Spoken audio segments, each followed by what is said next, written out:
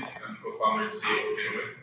I have a pretty big stage to try and fill today, so I will be trying to walk so it doesn't feel like I'm kind of alone here. But it's nice to see some familiar faces. I appreciate the opportunity to share some of the stories and takeaways that we've seen over the last few years working in this medication affordability space. I know that I'm probably one or maybe one before the last meeting we have of the day, so I appreciate you sticking by. And hopefully you have some time to kind of rest before you head out home. But maybe a few words of introduction about myself. So I'm the co-founder and CEO of a company called TailorMed. We are a company that is all about removing barriers to care, and more specifically financial barriers to care for patients across every medication encounter they experience financial barriers in. I co-founded the company about 5.5 years ago, originally from Israel, hence my accent here. Actually moved to the States a few months ago. That's a new startup, I would say, to try and see how it is to live in a different country, but it's going so far and so good. And I was working with the team to try and figure out how do we kind of share with you what are some of the insights or perspectives that we have after working in this field for such a long time. And I want to try and make this an interactive discussion. It's not going to be a presentation with a lot of figures. It's not going to be a presentation with just plain text that is in front of you. And I will be trying to engage with the audience a little bit, so try to work with me, so it's not going to be a boring one.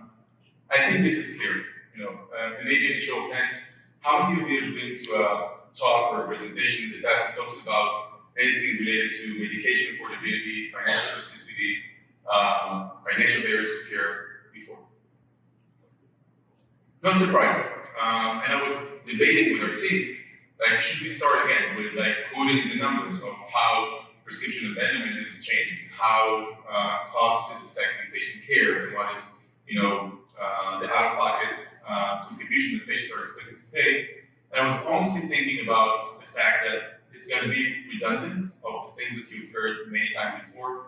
And even if I'm going to start with a very emotional patient story, it's going to be something that at the end of the day, you've seen, you've heard, and there is a problem here because when we are seeing patients and we're seeing that there is a massive opportunity to address patients' financial concerns and financial needs through different types of programs, third-party financial assistance and government subsidies, manufacturer-sponsored programs, the utilization rate of those programs are very, very limited. Throughout the presentation today, I will be trying to share with you the different statistics that we're seeing across different organizations we partner with over the years, whether it's health systems or providers or specialty practices or specialty pharmacies, which is something that we started working on about 2 years ago, or retail pharmacies, which is something that we're going to now enter into. And they vary tremendously, but I would say utilization continues to be something that we see a big challenge in every one of those engagements we have. And this is just schematically showing that you have more patients that have an opportunity. And that means a better opportunity for the pharmacy, the provider, and the manufacturer, but the utilization rate of those options and how much is actually being captured continues to be low. And I think the question is why? How many of you are working in a pharmacy? Do we have any members here from the health system provider side? Not really. Pharma and hubs? Okay. What do you think? What's the number one reason that you don't see your patients getting on therapy and benefiting from the programs that you are working so hard to put together? Sorry? Co-pays. Any other thoughts? You're putting those out there. Is it awareness? Is it technology? Is it people? Unfortunately, I would say what we found is, we are working in many provider organizations, pharmacies, national and specialty pharmacies, and seeing a lot of patients who are suffering from those barriers. And I think that gives us a unique perspective to share with you kind of the core problems that we see programs are dealing with, and maybe also suggest a few directions to solve for. And it's not going to be about us. It's not going to be about we have a great product that can do this or that, but it's actually more fundamental to how a pharmacy or a health system thinks about their program. And the program means their approach to find patients that have a financial concern, put together the processes, the team, to then address those patients as early as possible in the medical journey, and then scale their operations to do it in a meaningful way. And I have to say, when I see those efforts, a lot of times they end in an okay situation. You are obviously helping patients, but there is a paradigm freeze of how organizations think about their setup of a program that addresses this in scale. And that paradigm freeze is something that I remember, a professor of mine at the MBA told me, or told us that, organizations that are stuck in the way that they've been doing things for years are in a paradigm freeze. What happens is shift happens.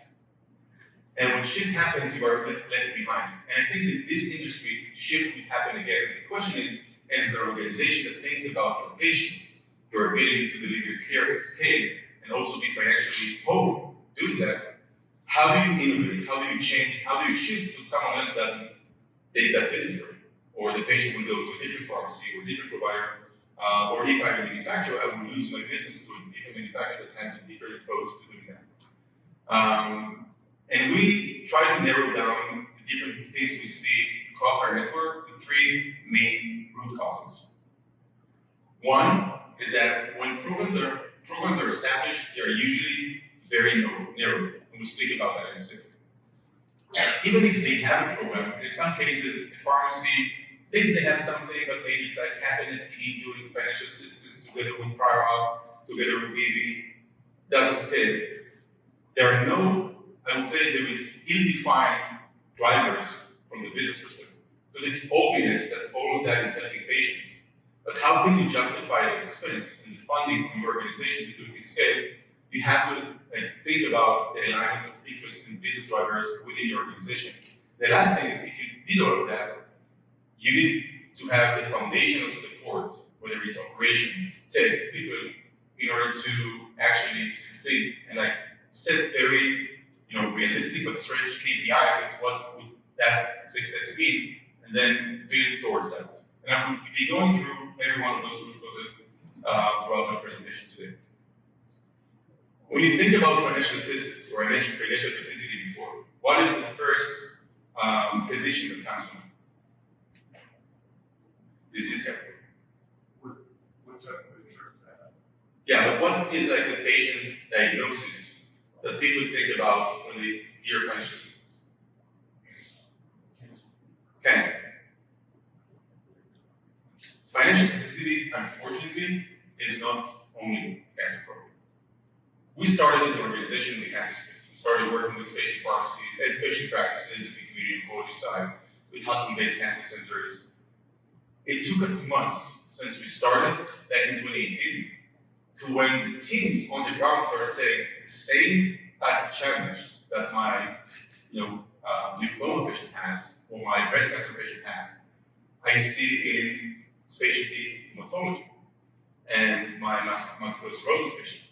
And obviously it's very commonly seen across every other specialty.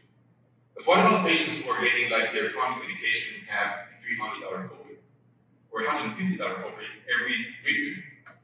That is also burdening the patient. That is also translating to downstream implications to the patient, their household, your organization trying to deliver care, you as a brand manager who's trying to make sure that patients stay on therapy. And when programs that we see across the country, as sophisticated an organization is, usually it starts with cancer. It's obvious, it's a high cost, high prevalence condition, but what about all of the others? Let me put it in numbers. Again, going back to health systems, specialty pharmacies, retail pharmacies, these are actual partners in our network. And the amount of patients they have that are eligible for one or more types of financial assistance programs that are oncology patients compared to non-oncology cases. And when you put that in front of a leader in a health system or a specialty pharmacy, or an infusion pharmacy, they don't necessarily know what to do with it. They are used to having like someone on the service line or a patient financial services representative helping their oncology or maybe just specialty cases in general, but they're still missing out on all of the patients that require assistance, all of the patients that are eventually not filling their scripts as a result of not being supported, but also all of the prescription abandonment that is created as a result of that. And you know that like financial barriers is one of the biggest contributors to prescription abandonment. When you think about it from the pharmacy perspective, that is your business. That is a patient that will go to a different location or a different pharmacy, or will just not get the care needed. Put that in another way, if you look at the universe of prescriptions an organization has, we try to break it down by eligible patients to all pharmacy encounters, pharmacy benefits, prescription benefits, buy and bill, medical benefits, within their specialty pharmacy, retail pharmacy, sometimes their infusion center, and most organizations, and I would say more on the provider side than the pharmacy side or specialty pharmacy side, think about how do we, put 2, 3 to 4 FTEs that will only try to capture copay assistance for buy and bill cancer patients. That's how narrow the scope is. And when you start to think about how do we scale to do more, and that's what you think of when you think about financial assistance, you are still stuck in the same paradigm. That's reason number one. The second part is financial toxicity is not only a patient problem. And when I'm talking to organizations, I say, and it's true to the reason that we started this company, everything stems from the fact that patients have very high out-of-pocket expenses. That's the core problem of everything we do. But there are different facets to the same problem. Whether it's a provider organization that is now seeing uncompensated care because patients cannot afford their copay, that goes into write-offs. Whether it's a pharmacy that is seeing patients who are unable to fill their scripts, that goes into lost revenue as a result of prescription abandonment. But it's really complicated. We try to simplify these slides many iterations. Thanks for the team for doing that over the last few weeks. But if you think about how leaders in organizations need to convince internally their revenue cycle leaders, their pharmacy leadership, their CFO, that the work that they are doing is not only benefiting patients. Of course, everybody wants to help patients. But how can you justify hiring more team members? How can you justify restructuring your program? And how can you justify investing in tech? If the only thing you think about is patient benefits, most of the non-for-profit organizations are also required to show profits. Health systems are operating in negative margins, even more than before. And this metric is something we're trying to work and educate leaders about why it's so important to think about the different dynamics in patient financial services, patient billing, and what does it mean to your bottom line. Let me try and show that in a couple of examples, and then we can go back here. Let's take a patient, commercially insured, has a drug for their multiple sclerosis that has a certain code. That can vary, just an estimate. If they are getting the drug dispensed in their infusion center or in the hospital setting, and let's say that their out-of-pocket is $3,300. If they don't pay the out-of-pocket cost, the financial barrier, or it means a potential loss of the same amount to their dispensing pharmacy, the health system pharmacy. There is a way to help those patients with a copay card in a specific example. Sometimes it's a foundation, sometimes it's a different option. But if they capture it, and if they capture it on time, then the patient benefits, they are seeing a reduction of their financial barrier, financial hardship, financial toxicity. But as an organization, you are a health system that is now able to dispense the drug, care for your patient, but also be financially helped. And there are programs that are dealing with it. But a lot of times, and that's what they think about. That's what comes to mind when you think about buy and bill copay systems.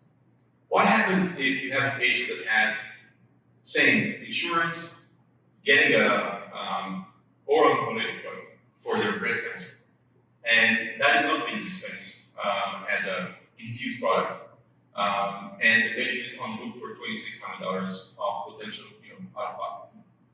If the patient doesn't get this drug, obviously the clinical outcomes are impacted. But if you can help the patient get the financial assistance program by the manufacturer of this example, the patient benefits through the reduction of the out-of-pocket responsibility, $2,600. But you as a pharmacy, you are able to now dispense this drug, which otherwise would, in many cases, be abandoned. And you are losing the entire revenue of your script. And it's complicated because you need to think about who in my organization thinks about financial assistance this way. A lot of times, not many folks. They think about operational efficiency, they think about patient outcomes and patient assistance. But if you can orient the business drivers in a way that you are being measured as a leader of such a program on your contribution to the companies or the health system, the pharmacy's P&L, this is where you have maybe more ownership, you have more skin in the game, but you are actually able to demonstrate results that will allow the organization to support you as you scale the program. And it is a very complicated decision. What type of benefit is it going? What type of assistance are you getting? What happens if it's free drugs? Is that also revenue? Obviously it's not. But would you consider that as a cost avoidance of drug spend that otherwise your pharmacy would dispense out for the patient? Because you care about the patient, that's kind of your policy. And I think that what we're trying to do here is that just give you some thoughts as you kind of go back to your programs. Think about how is my organization thinking about the business drivers of my financial assistance program, my financial education program, my FTEs that I'm trying to add, or maybe the different service that I'm trying to use to solve for that.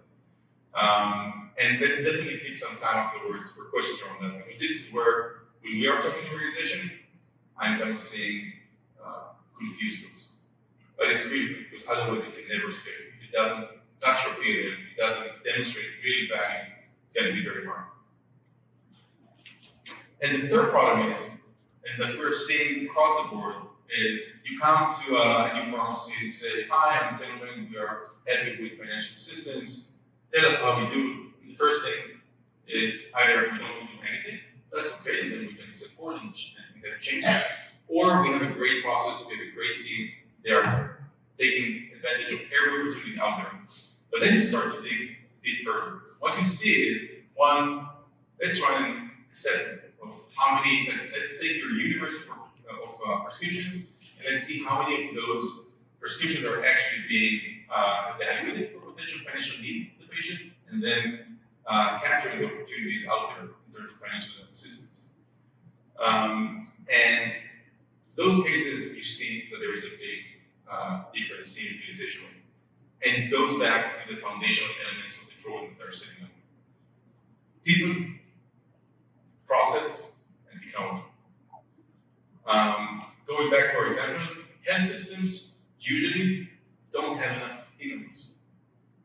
They sometimes have those 2 FTEs in the oncology space, or maybe in infusion. If they have their own specialty pharmacies, they'll probably have someone who will help with both PA and financial assistance. But there is very low bandwidth, low capacity.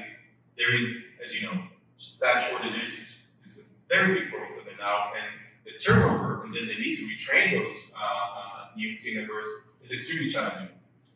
That's part of what limits their ability to get their performance as they want. On the specialty pharmacy side, we don't see that. Specialty pharmacies, especially larger ones, have very big teams. Obviously, they are measured at the conversion between a script that they get to a fit script. So they put the headcount in place. I think it's usually well staffed, not always highly skilled. Their challenges are different place. And as we started going into the retail pharmacy space, the first thing we realized, there is no one. The expectation of an associated retail pharmacy store to support patients when they come into the store to fill their prescription is just unrealistic. Think about a retail pharmacy chain that has thousands of stores. How do you train all of your pharmacists? How do you keep them up to date with the changes to compliance to enroll to those programs? And do they even have the bandwidth to have a discussion with a customer who's coming into the store? And to be honest, the answer is no. We don't see that at all. So part of the foundational elements of the program is a team. The second one is process, and I try not to be too detailed in how we think about that, but when an organization has more than one pharmacy use case, they have an infusion center that has like chemotherapy, for example, and they have a cancer center. They might have meds in beds when it comes to hospitals or just an ambulatory pharmacy, specialty retail, meaning different teams that in most cases are not working together. And they are not coordinated. They don't have a holistic view of the patient and their needs, because there might be a patient that is getting 2 drugs, one for their polydiagnosis, well taken care of, another one for a comorbidity associated with that diagnosis, but that's a chronic medication that they get at a retail pharmacy outside. Who has that view of the patient? And if I'm a health system that wants to dispense my own drugs, or if I'm a pharmacy, why shouldn't I look at both of those medication encounters and holistically evaluate how can I support my patients? And the second part, when you talk about processes, you need to think about the patient continuum. And how do you go as upstream as you can, or as left as you can in the patient process, where first the decision by the clinician is made on which drug is going to be prescribed. And is the patient even able to get it? What's their insurance? What's their out-of-pocket? Would they be able to afford it? And then once the prescription is written, then there is process of evaluating benefits, getting prior auth, and then you have a dispensing step, and then down the line you have billing, depending on obviously the benefit of the drug. But all of those are multiple touching points of the financial assistance component, because in every one of those kind of milestones in the patient journey, it is a potential drop-off that the patient will realize that they have a very high out-of-pocket. Maybe they don't even know if they would have or won't have coverage. And if you don't think about your workflow as an organization and your process holistically, you will find that you might have someone in the billing department looking at claims that are waiting for payment, and only then you capture that. How is that a good patient experience? The patient went through the full cycle of anxiety. You are counting the days where this claim sits, instead of trying to look as upstream as you can in the process. And by the way, this is kind of an example of the process that we have in different health systems and pharmacies we work with. It is something that really has to be multiple faceted and a multiple touching point throughout the patient journey in order to make sure that you capture the patients that need assistance. You address that proactively, that's key. If you are reactive, if you are passive in the process, the patient doesn't benefit. Using pharmacy or provider don't necessarily provide the best experience for your patients, and in a lot of cases that will result in the patient not getting the care they need. So we talked about foundational elements, we talked about people, we mentioned processes, and the last element is technology, which might be the reason that we are here. When we think about a pharmacy that is seeing, getting 1 million scripts a year, 50 million scripts a year, think like 300,000. How many people can we put in order to do all of that manual work alone? You can justify a few, maybe a few dozens, but at the end of the day, if you don't think about how you put technology as an enabler of your program, you will get to a very low ceiling very early on. That's the ceiling I showed you at the beginning, the utilization rate of the available opportunities. A program doesn't have to be as comprehensive as what I'm showing you here. When we are engaging with organizations, we really try to take that holistic approach, because otherwise we just have seen that they decide to start small, they decide to start without data integration, and we'll simply not scale. A year will go by, and how many patients were you able to assist? How is that compared to the previous years? What is the return? What is the ROI? it's getting very hard to justify. So we do think of three main elements that you need to go through when you evaluate how you put technology to support that program that you put. A lot of organizations don't do that. It starts with data. When you expect your team to manually add patient data to a system, or if you expect the patients to do that, it's not going to happen. The patient is in a completely different mindset at the moment. They don't know what you're asking from them. You have a team that is typing that medical record into the EMR, the billing system, to a variety of different worlds. You need to ingest data as a source to start evaluating what would be the cohort of patients that I'm even supposed to try and assist. This is where predictive analytics come. If you take all of your patient population, I've shown you like a health system has 5,000 patients. It's pretty small compared to like a huge specialty pharmacy that has millions of those. But still, how do you know who to proactively engage with in order for the patient not to fall off treatment or maybe even not get access to care without thinking about who they have coverage or do they have coverage? And as a result of the benefits, what will be their projected out-of-pocket responsibility to know maybe they're already maxed out on their out-of-pocket limit. So you don't need assistance. Or maybe there is a big financial event coming up at the beginning of the year where the patient is expected to pay their full copay. And then that helps you stratify the risk. And then you need to go into that cycle. Every program, more sophisticated, less sophisticated, if the product sponsor is more helpful and creates better experience or not, you still need to go through eligibility. You need to enroll. You need to either manage the claims of the copay assistance or manage the free drug orders if it's an app program. And then you have that refill or renewal, whether it's the refill of the prescription or the renewal of the program. You have to think about the whole end-to-end lifecycle management in order to make sure that when you're choosing to put technology to empower this program, you actually support the full end-to-end process. And the last mile is the patient herself or himself. And if you don't think about the patient when you design your technology solution or your product or your solution as a whole, how is the patient becoming aware? What about patients who would like to be active participants in their financial journey? How do you reduce anxiety when it comes to sticker shock on the patient out of pocket? So patient experience and engaging with patients, all of those touching points I've shown before, as early as intake and when diagnosis is being determined, and then immediately after they leave the physician office with the prescription in hand, how do you engage them, empower them, and then close the loop with all the great things that your teams are doing behind the scenes, obtaining assistance or working with them to obtain consent or signatures, and that's the last mile, but that's not less important than every one of those before. And when we think about success factors that are related to the top programs that we're seeing in our network, we think about that, and we think about the holistic approach that organizations need to take. So I would say, going back to what's not working, scope is too narrow. Business is not aligned. Business drivers are not aligned. And the foundational elements of the program, people needing technology, not always, definitely not holistic.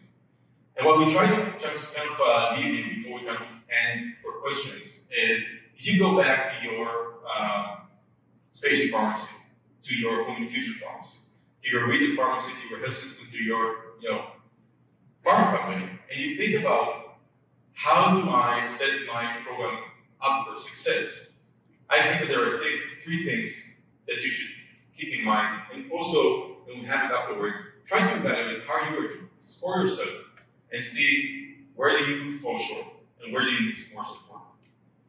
So one, going back to scope is too narrow, it's all patients, all diagnoses, all treatments, all types of assistance. It's a lot, I know, but when you think about that, you might not be able to get their first aid, but it's definitely something that will allow you to capture more of the patients in need, support them, and make sure that it is everywhere the prescription is written and or dispensed. If I'm a provider, I have to think about my prescribers. If I'm a pharmacy, I also need to think about my prescribers, because if I'm a pharmacy and I'm supporting patients in my specialty pharmacy use case, that means a lot to the prescriber who sent them my way, especially if I'm a retail pharmacy. So you have to think about the full continuum of care of patients and see where do you engage with patients as an organization, what happens when they leave you to retail pharmacy in their community or to different organizations. Really put emphasis on the entire continuum. The last thing is evaluate, do we have the right skills? Do those team members have the right bandwidth? And have we spent enough time on the whiteboard just laying out our process and seeing like the cause and effect of like patient getting a prescription, communication between team members, and then if you need so, put together the foundational elements with technology in order to measure what you do, to base it on data, to reduce friction with automation, and engage patients who can consume that digital experience and support those who can't with a high-touch human factor. It's a lot to ask, I know, but it's definitely what we've seen across our network, that when you don't think about it like that, it's going to be very hard to scale. Just giving you an example of a health system we work with, that's just seen great results, and they're doing exactly that. They had 10 facilities, they captured more than $40 million of recoup time compensated care a year, because they are thinking about it broadly. They support patients across all diagnoses. They are doing IV only because they don't have the dispensing pharmacy for orals. They think about patients and they prioritize their business incentive based on, can I get reimbursed by that from co-pay assistance or a foundation grant? If not, and if my patient is uninsured, can I leverage the drug programs? And do I have the right team? I have some in different locations, I have none. So we are there to support them with our own tailored complete taken and service team. And last but not least, let's make sure that all of our systems are connected. My billing system, my EMR system, the tailored component that serves as a source of truth of everything that is related to financial assistance. And honestly, that's what helped them scale.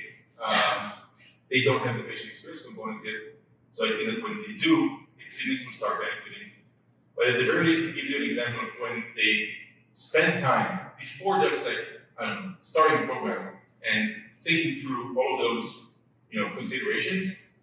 It pays off for patients first and foremost, and for the organization.